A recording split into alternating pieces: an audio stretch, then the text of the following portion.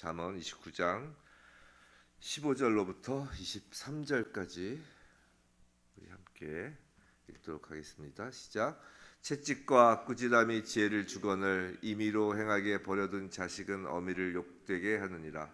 악인이 많아지면 죄도 많아지나니 의인은 그들의 망함을 보리라. 내 자식을 징계하라. 그리하면 그가 너를 평안하게 하겠고 또 내 마음에 기쁨을 주리라. 묵시가 없으면 백성이 방자에 행하거니와 율법을 지키는 자는 복이 있느니라. 종은 말로만 하면 고치지 아니하나니 이는 그가 알고도 따르지 아니함이니라. 내가 말이 조급한 사람을 보느냐? 그보다 미련한 자에게 오히려 희망이 있느니라. 종을 얻었을 때부터 곱게 양육하면 그가 나중에는 자식인 채 하리라. 노하는 자는 다툼을 일으키고 성내는 자는 범죄함이 많으니라. 사람이 교만하면 낮아지게 되겠고 마음이 겸손하면 영예를 얻으리라. 아멘. 오늘 눈물 속의 기쁨과 평안이란 제목으로 눈물 속의 기쁨과 평안이란 제목으로 오늘 잠언 29장 15절로부터 23절 말씀을 받을 때 정말 우리 모두 특히 정말 터널을 지나고 있는 고통과 고난의 터널을 지니고 있는 하나님의 자녀 되신 분들은 정말 오늘 말씀 가운데서 그 눈물 속에서도 평안과 기쁨을 누릴 수 있길 주님의 이름으로 축원합니다. 계속해서 이제 왕을 만들기 위한 잠언의 교훈은 오늘도 계속됩니다. 잘 아시는 바와 같이 모세는 애굽의 왕자로 키워졌죠. 세상 나라의 왕자 신분을 대표하는 것입니다. 세상 나라의 왕자, 이 땅의 왕자. 바다의 왕자인가요? 박명수인가요? 바다의 왕자 그 노래가 바다의 왕자. 방금 생각했는데 괜찮을 것 같은데요. 왜냐하면 바다가 성경에서는 그 죄악을 상징하잖아요. 그렇죠? 죄악 속에서의 왕자죠. 애굽의 왕자, 세상 나라의 왕자, 바다의 왕자의 신분을 대표하는 것이죠. 근데 애굽의 왕자였던 모세에게는 자신의 동족인 히브리 민족을 향한 사랑과 열정이 있었어요. 그죠? 그래서 그는 그 사랑과 열정으로 히브리 사람을 괴롭히던 애굽 사람을 죽이는 그 열심을 보입니다. 나름 그 사랑과 열정으로 열심을 보인 거예요.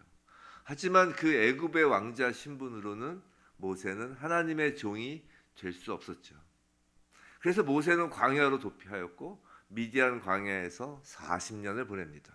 애굽 사람을 죽인 나이가 40, 광야에서 40, 80이 되죠. 광야에서 모세가 그 아내 십보라를 통해 낳은 아들의 이름이 뭔가요? 게르솜이에요. 게르솜이라고 지었고 성경에 따르면 그 게르솜의 뜻은 내가 타국에서 나그네가 되었음이라 라는 말이라고 합니다. 내가 타국에서 나그네가 되었음이라. 나그네, 말 그대로 정착할 집도 없고 정말 떠돌이죠. 요새 말로 하면 노숙자 신분이라는 거예요. 노숙자. 모세가 세상 나라의 왕자였을 때는 하나님의 종이 될 수 없었지만 오히려 이제 세상 나라에서 노숙자가 되자, 나그네가 되자 하나님은 모세를 부르시고 하나님의 종으로 삼으십니다. 성도 여러분, 솔직히 세상 나라에서 스포트라이트를 받는 자를 하나님은 사용하지 않으십니다. 솔직히 그렇습니다. 우리가 학창 시절에 세계사를 배운 기억을 떠올려 보시기 바랍니다. 요새는 세계사 안 배우는 것 같아요. 요새 어린 아이들은 참 그 여해 역사가 뭐 이렇게 줄이는지 또 뭐 문과는 배우나요? 하여간 이과는 안 배우는 것 같아요. 그러니까 우리 때는 이과도 최소한의 세계사는 배웠던 걸로 기억이 나는데 여하튼 세계사를 한번 기억을 떠올려 보시기 바랍니다. 세계사에 나오는 유명한 이름 가운데 성경에 등장하는 이름이 있나요? 즉 우리가 성경에서 너무나 익히 잘 아는 그 믿음의 선진이라는 사람들 중에 세계사의 이름이 나온 것을 기억나는 이름이 있어요. 제 기억으로는 예수님밖에 없습니다. 하지만 그 예수님도 세계사 속에서 차지하는 분량은 너무 적어서 몇 줄에 불과하였고 그 내용도 기독교라는 새로운 종교를 창시한 사람 정도로만 소개되었던 것으로 기억을 한다고요. 제가 이제 나이 많이 들어서 이제 교회 출석하고 예수님 믿게 된 것은 다들 아시잖아요. 사도 바울, 그러니까 바울이라는 이름을 몰랐어요 이전에. 바울이라는 이름을 교회 나오기 전까지는 몰랐다고요. 인간은 어쩔 수 없이 세상의 스포트라이트를 받으면 교만해지게 됩니다. 하나님은 그 성경에서 하나님께서 사랑하시는 그 많은 믿음의 선진들, 하나님의 자녀들을 세계사라는 역사 속에 이름을 올리시길 원치 않으신 거라고요. 왜냐하면 인간은 어쩔 수 없이 세상의 스포트를 받으면 교만해지고, 교만한 사람을 하나님은 종으로 쓰실 수 없기 때문이에요. 오늘 본문 23절이 그래서 오늘 말씀의 핵심이 되는 구절입니다. 23절, 사람이 교만하면 낮아지게 되겠고 마음이 겸손하면 영예를 얻으리라. 교만하면 낮아지게 된다라고 합니다. 누가 낮추시나요? 하나님이십니다. 겸손하면 영예를 얻는다고 합니다. 누가 영예를 주시나요? 마찬가지로 하나님이십니다. 세상이 영예를 주는 것이 아니라고요. 이것은 23절은 바로 하나님의 자녀들에게 주어지는 하나님의 섭리, 영적 메커니즘이라고요. 그래서 솔직히 하나님은 당신의 왕자, 당신의 공주를 이 땅에서 스포트라이트를 받게 하지 않으신다고요. 낮추신다고요. 어떻게 낮아지게 하시나요? 15절에 채찍과 꾸지람으로, 17절에 징계함으로 낮아지게 하신다고요. 그럼 하나님 손에 들린 채찍과 징계라는 그 몽둥이는 무엇일까요? 모세의 경우를 생각해 보자고요. 모세의 경우는 모세가 사람을 죽이고 이제 출애굽기 2장 15절 앞쪽에 보면 어떻게 해서 광야로 간 것으로 나오냐면 바로의 낯을 피하여 광야로 간 것으로 나와요. 즉 모세를 겸손하게 만들기 위하여 사용된 하나님의 채찍 몽둥이는 애굽의 바로 왕이었다고요. 그리고 미디안 광야였고요. 다윗의 경우는 그럼 어떨까요? 다윗을 향한 하나님의 채찍은 먼저 언제부터 본격적으로 시작되었을까요? 다윗을 향한 하나님의 채찍은 다윗이 어려서 목동으로 있을 때 그때가 아니었던 것 같아요. 채찍의 시작은 사무엘상 18장 다윗이 블레셋 사람들을 죽이고 전쟁에서 승리하여 돌아왔을 때 여인들이 부른 노래, 바로 사울이 죽인 자는 천천히요 다윗은 만만히로다라고 여인들이 주책맞게 뛰놀며 노래했을 때였을 거라고요.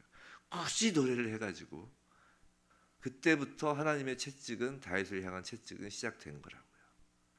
다윗의 겸손을 위해서 말이죠. 다윗의 겸손을 위하여 하나님의 손에 들린 몽둥이는 이번엔 누군가요? 모세가 바로 왕이었다면 다윗은 사울 왕이었던 것이에요.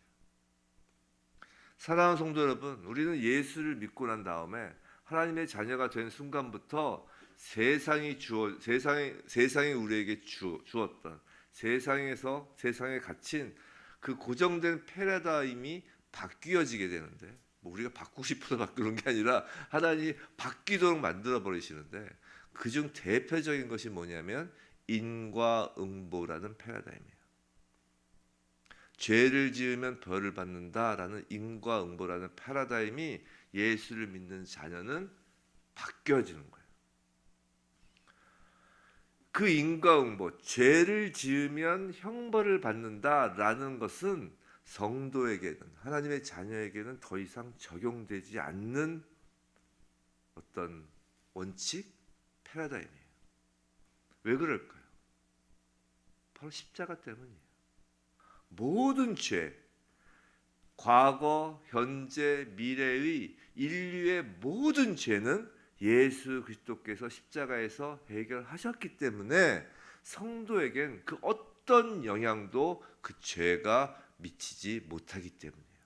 죄의 영향이 성도에게 미치지 않는다는 것이에요. 인과응보가 뭐예요?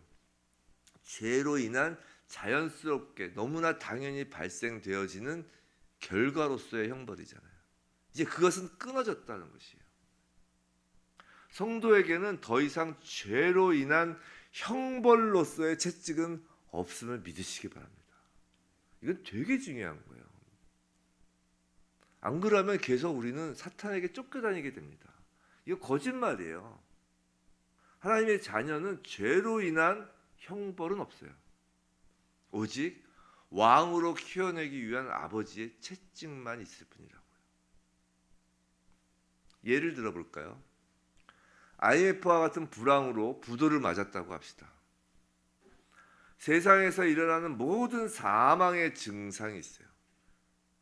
세상에 갇혀있는 이 모든 사망의 증상이 있다고요. 그 사망의 증상이 뭐냐면 가난, 질병, 관계의 어그러짐 등 죄로 인한 그런 증상이 있다고요. 당사자가 직접적으로 죄를 짓지 않아도 죄로 덮여있는 세상에는 죄로 일어나는 그 사망의 증상들이 있다고요. 자, 이런 겁니다. 하나님의 자녀가 아닌 자, 소속의 문제예요. 소속의 문제. 하나님의 자녀가 아닌 자가 부도를 맞아 망했다고 생각해 보세요. 그 사람의 잘못은 아니었어요. 열심히 일을 했어요. 하나님의 자녀가 아닌 자가 열심히 일을 했는데 IMF라는 그 죄가 둘러싸고 있는 사망의 증상으로서 부도를 맞은 거예요. 그것은 세상 죄의 종된 위치에서 겪는 죄의 결과예요. 곰곰이 생각을 해보세요. 세상 사람들, 하나님의 자녀가 아닌 자도 부도를 맞아요. 근데 그 자는 죄의 대가로 맞는 형벌로서 맞는 거라니까요. 자신이 죄가 아니어도 죄의 증상이라고요. 즉 일종의 응과응보라고요. 억울할 수 있죠. 하지만 억울해도 어쩔 수 없어요. 죄의 종이기 때문에. 하나님의 자녀는. 하지만 하나님의 자녀도 부도를 맞아 망하죠. IMF에서. 자신은 죄를 진 적이 없어요. IMF라는 그 부도를 맞아 그 상황 때문에 부도를 맞아 망했다고 쳐봐요. 근데 이건 하나님의 자녀는 똑같은 부도인데 이건 죄로 인한 인과응보가 아니라는 거예요. 하나님이 IMF, 가난이라는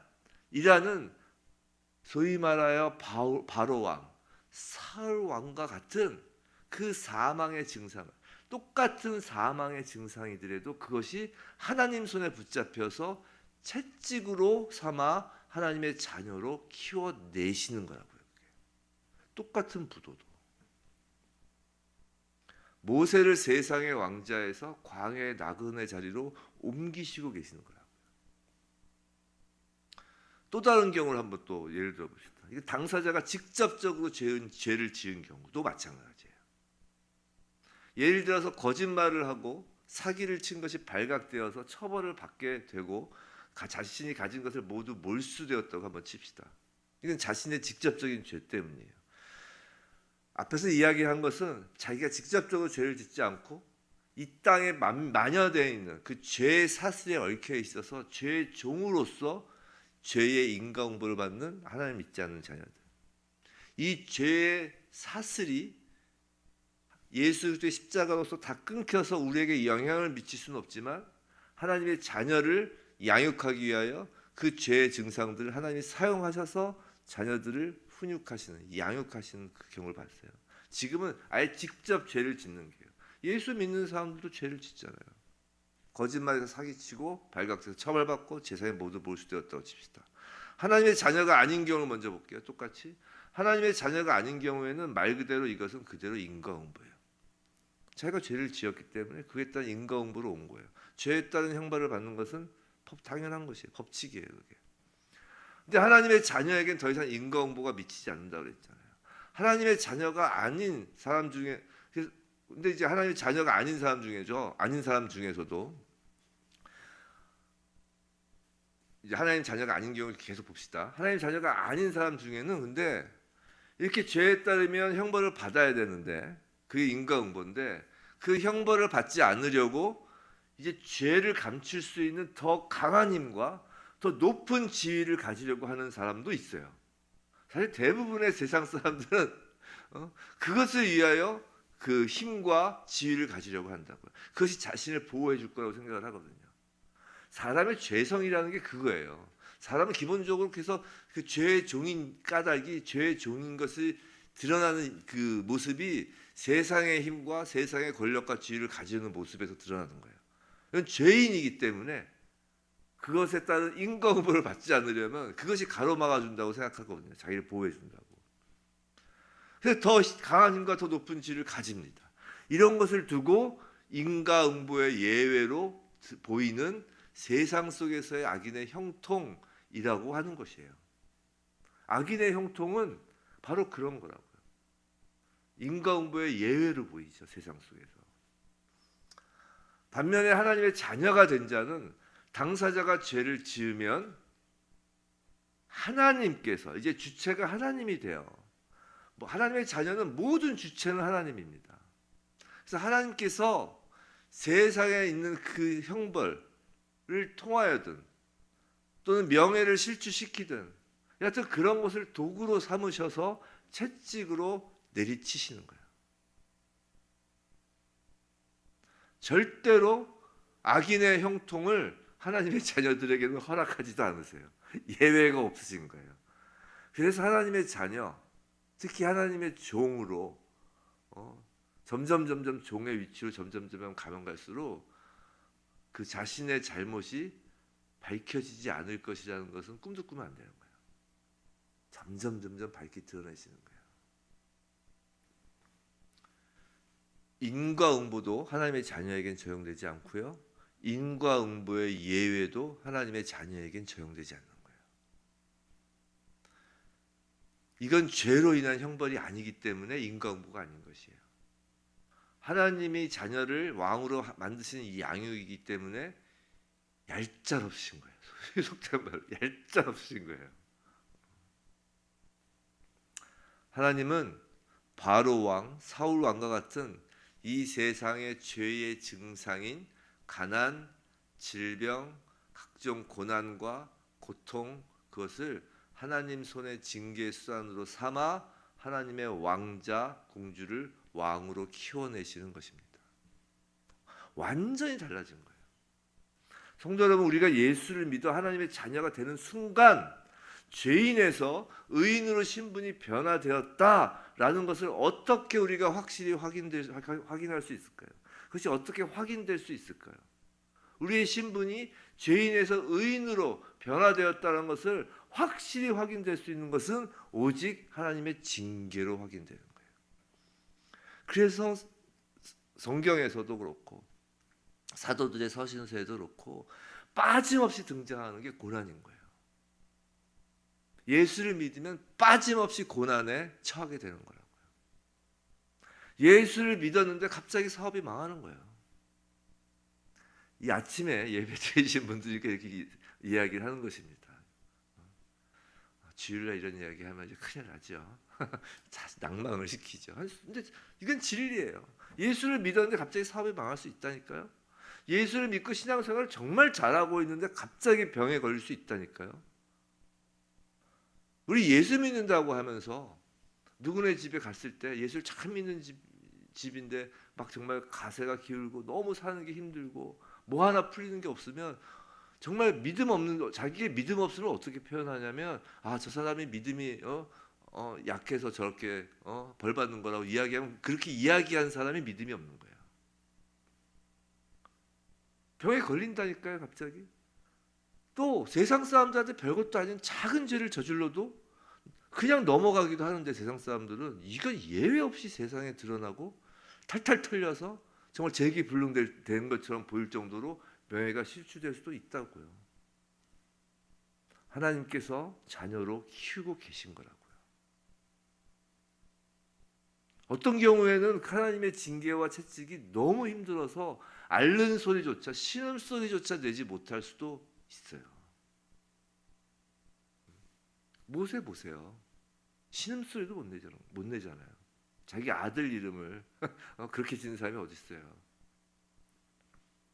너무 억울해서, 너무 하나님이 원망스러워서 교회를 떠날 때도 있다니까요.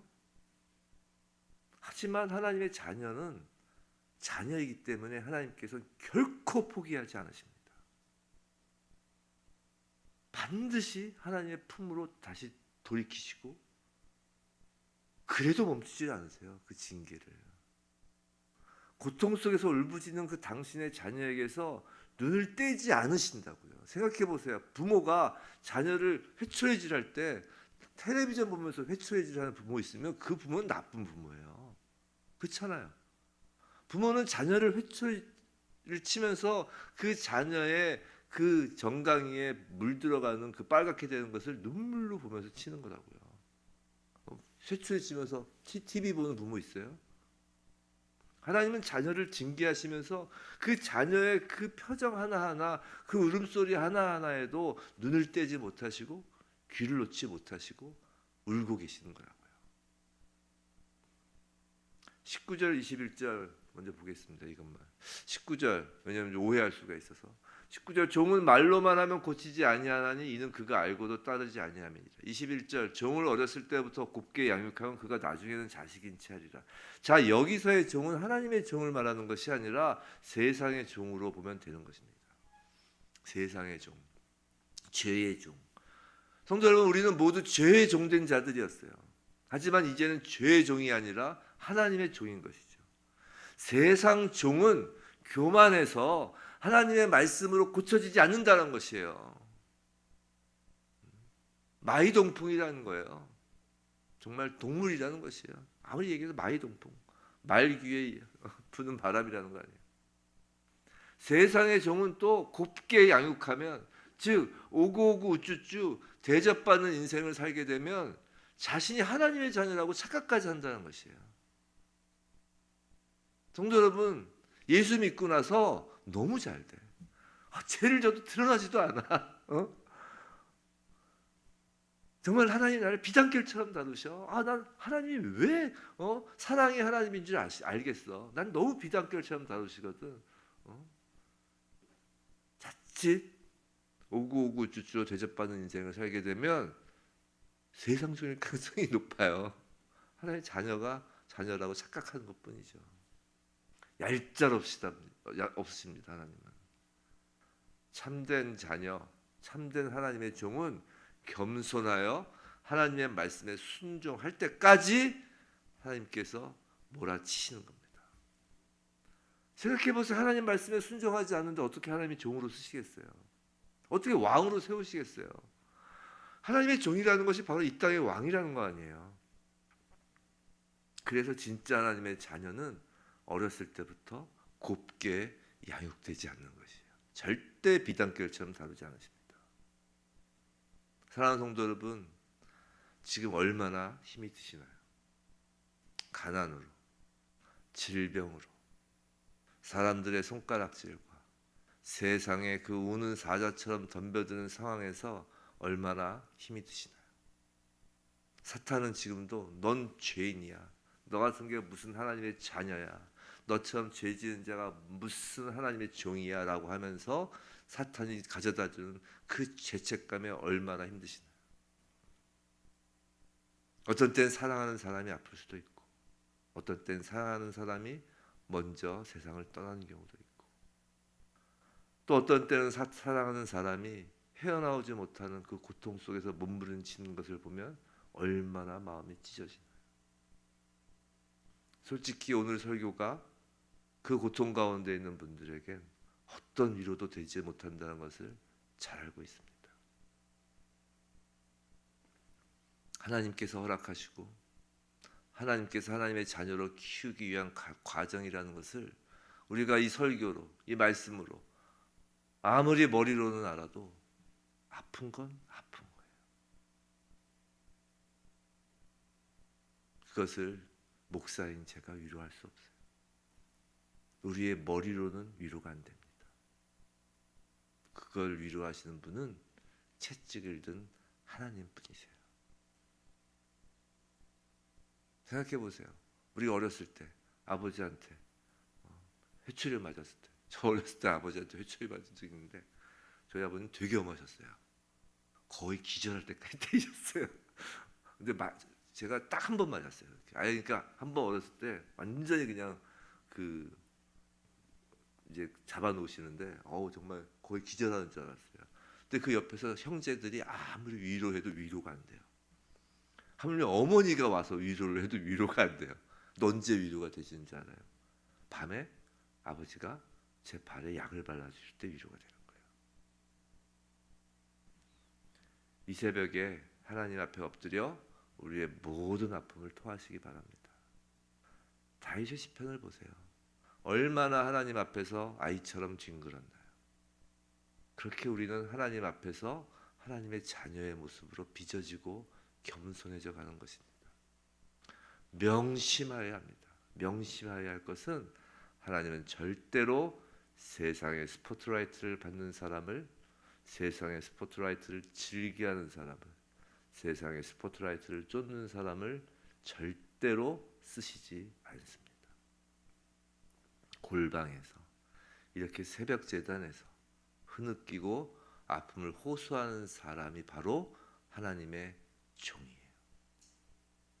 이 새벽에 하나님 앞에서 가난과 질병, 정말 광야의 나그네가 되어 고통 속에 울부짖는 여러분이 바로 하나님의 자녀이고 이 땅에서의 왕인 것입니다.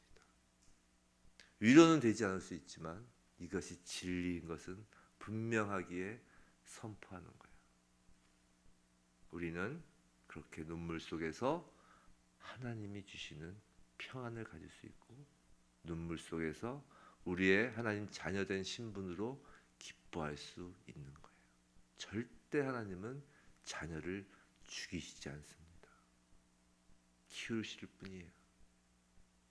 부디 하나님의 자녀이기에 받는 그 채찍으로 눈물을 흘려도 그것으로 하나님 자녀된 신분임을 확인하며 눈물 속에서 기쁨과 평안을 갖는 모두이길 주님의 이름으로 축원합니다.